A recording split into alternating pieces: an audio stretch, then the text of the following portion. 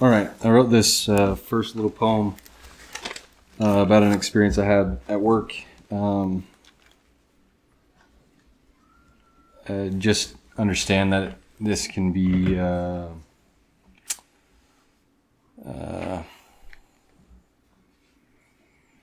I guess the word would be triggering for a lot of people. Professionally, I don't think that that's an issue, although it can cause a lot of issues in people's lives. I think moments where we're triggered they can feel like landslides, but what they actually are. If you've ever been hiking on trails that aren't the greatest marked trails, they will often have what's called cairns, which are just piles of rocks that people have set up so you can follow the trail.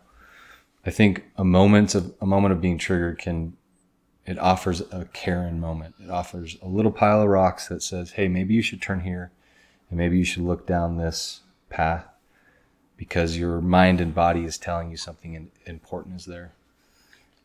But again, just an opinion, just a thought. And if you don't want to listen to this, skip ahead.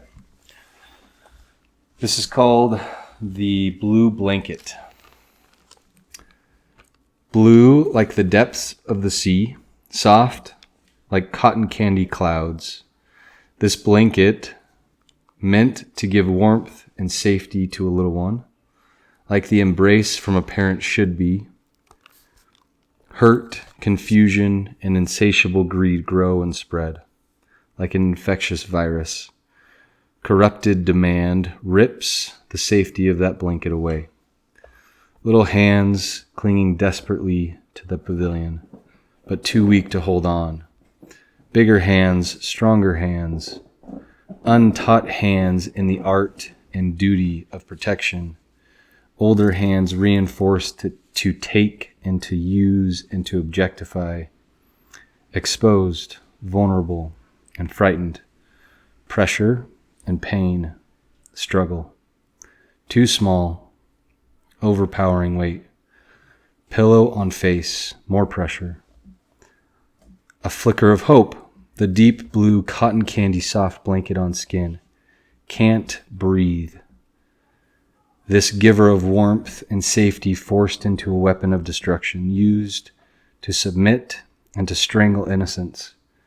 By the very hands nature intended to be protecting. Squeezing, forcing, crushing. Years of being trapped. Years of carrying dark family secrets alone. Dark, deep blue, almost no light, like the ocean abyss. Years of carrying a blue, soft blanket. All right, I wrote one more last night, just some reflections that I had on my own life. In my darkest moments, my old friend first appeared, born out of confusion and desperation, born to bring sense and safety, for the darkness was so empty and terrifying, and I needed someone, like my lungs need air, but no one was there to cradle my pleas. I was a tool, not a person, meant to be used, not heard. But my old friend had ears to hear and eyes to see. Better yet, my old friend brought consistency and the promise of bliss and euphoria. And these promises were never empty. Any time I needed someone, my old friend was there. The connection grew. I felt safe. I asked questions and my friend would show me the light. I confided in and trusted. I shared my darkest secrets, and my friend kept them all safe for me.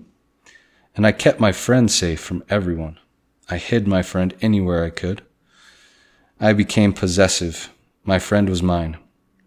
I was never alone. A fusion formed, like conjoined twins. The world was unsafe and unknown. If I ever tried to pull apart, I didn't like being alone. If I strayed too far from my friend would remind me, you need me. my friend would say. You are nothing without me. No one will ever know you and accept you like I have, they would incessantly whisper. It was for my own good, they reassured me. I sprinted thousands of times to return to my friend. I smiled as I hooked myself back to them, like breaking the surface for air. I learned to smile, reattach, and hate. At first I hated them, but the truth is too bright. I believed what they told me. I jumped into their arms. So I learned to hate myself, a sinner living for a saint. One day, unforeseen, the temples in my head collapsed. Like Rome's destruction of the Jewish temple, no stone was left unturned. Complete and utter destruction. But in the rubble and dust, my old friend still lived, resilient and unbending.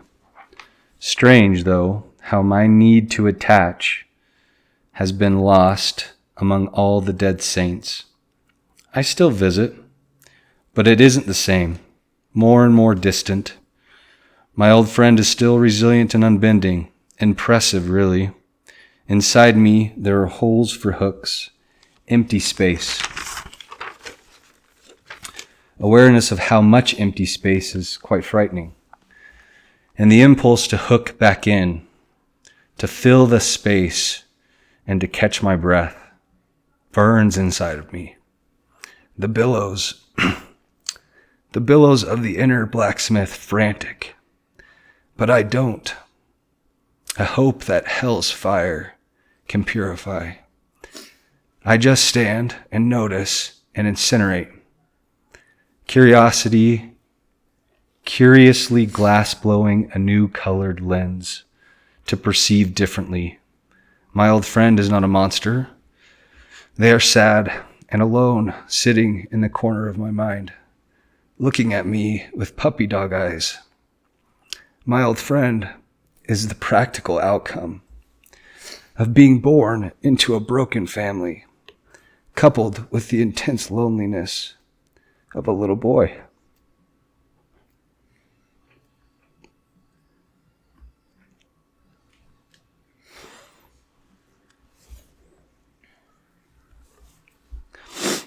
My old friend is simply doing the job I created him to do. My old friend no longer gets a driver's license or to play the part of a parasite on my stage. I no longer hate my old friend or myself. Hate died in the internal earthquake and lava flows. My old friend is a simple passenger, an observer, who will always have a chair in the corner of my mind.